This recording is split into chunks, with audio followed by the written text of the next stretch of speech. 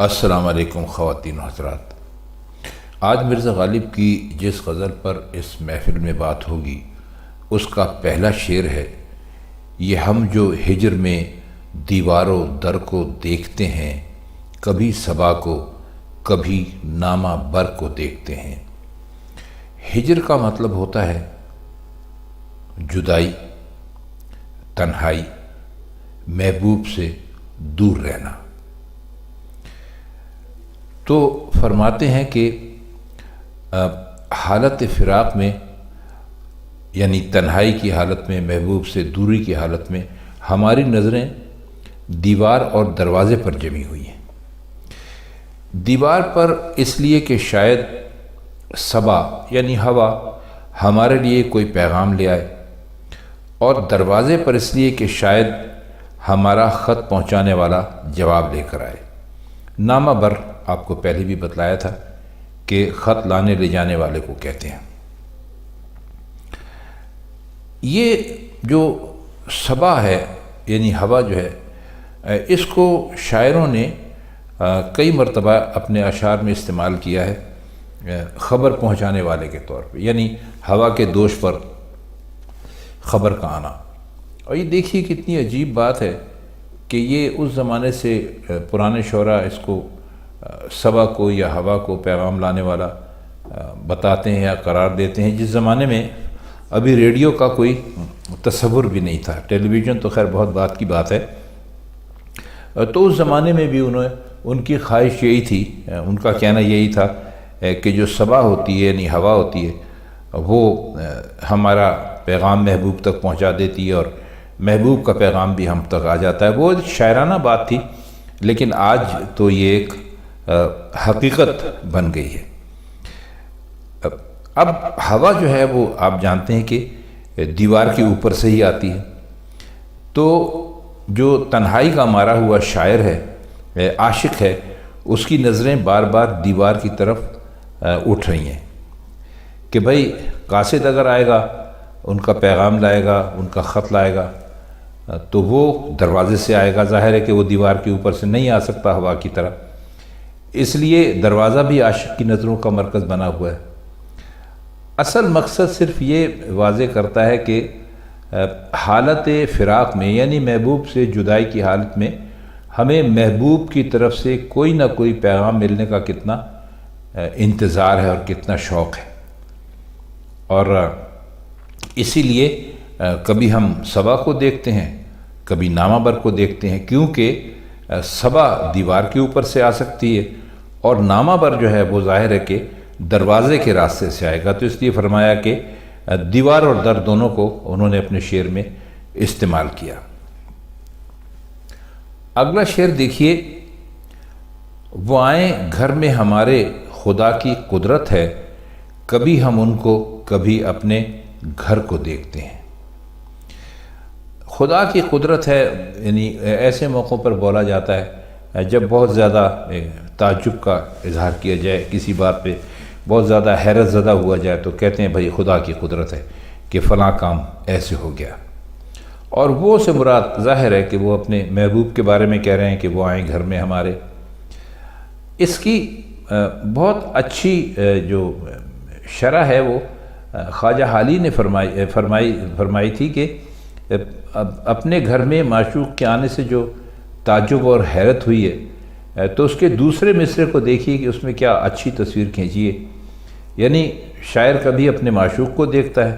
اور کبھی اپنے گھر کو دیکھتا ہے کہ بھئی ایسے گھر میں ایسا شخص آ گیا، یعنی وہ سمجھتا یہ ہے شاعر یا مرزا غالب یہ سمجھتے ہیں کہ ہمارا گھر تو اس قابل نہیں تھا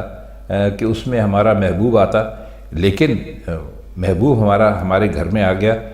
تو یہ تو بڑی اللہ کی شان ہے۔ تو کبھی ہم اپنے محبوب کی طرف دیکھتے ہیں کہ ایسا شخص ہمارے گھر آیا، اور کبھی ہم اپنے گھر کو دیکھتے ہیں کہ ایسے گھر میں ایسا شخص آ گیا۔ مطلب یہ کہ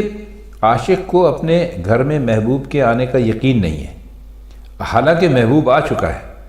اور عاشق پر ایک حیرت کا عالم ہے کہ بھئی کبھی اپنے گھر کو دیکھیں، کبھی محبوب کو دیکھیں، کبھی خیال پیدا ہوتا ہے کہ گھر میرا نہیں ہے کسی اور کا ہے، کبھی یہ سوچتا ہے کہ محبوب نہیں آیا کوئی اور آیا، تو جہاں بالکل ہی غیر معمولی اور بظاہر غیر ممکن کوئی ایسا واقعہ پیش آ جائے تو وہاں جس کا گھر ہو اس کی کیفیت ہو بہو یہی ہو سکتی ہے یا یہی ہوتی ہے۔ اگلا شعر دیکھیے کہ نظر لگے نہ کہیں اس کے دست و بازو کو، یہ لوگ کیوں میرے زخم جگر کو دیکھتے ہیں۔ دست و بازو کہتے ہیں مضبوطی، آپ یہاں پر سمجھ لیجئے۔ اصل میں جب کسی آدمی کی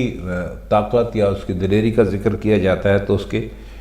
دست و بازو کہا جاتا ہے، یعنی دست ہاتھ ہو گیا اور بازو آپ جانتے ہیں کسے کہتے ہیں۔ تو وہ یہ کہتے ہیں کہ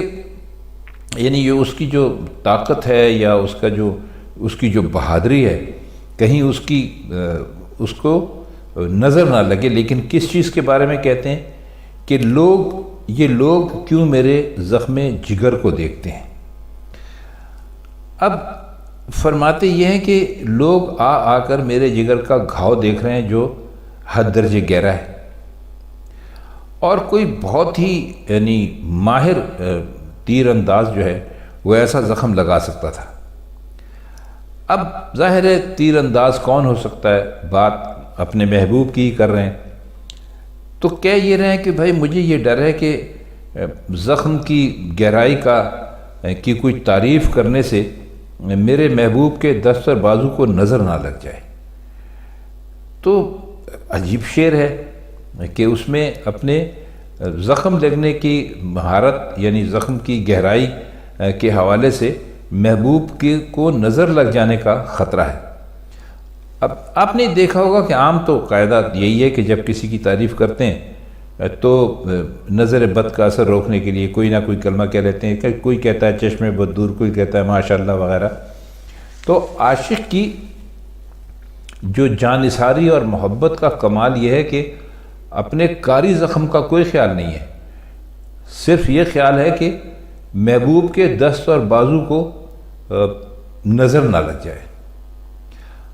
اب یہ شعر جو ہے اس کی خوبی بیان سے باہر ہے، اور ہم نے بڑے بڑے جو مشہور شعراء تھے ان کے ہم نے جو دیوان پڑھے ہیں اس میں ایسا کوئی شعر جو ہے وہ ہم نے دیکھا نہیں، یعنی عجیب و غریب شعر ہے کہ جس میں کہیں نظر لگے نہ کہیں اس کے دست بازو کو، تو وہ اپنے یعنی محبوب کے زخم لگانے کی مہارت کی تعریف بھی کسی سے نہیں سننا چاہتے کہ بھائی ایسا نہ ہو کہ اس کو نظر لگ جائے اور وہ پھر کسی کو ایسا کاری زخم نہ لگا سکے۔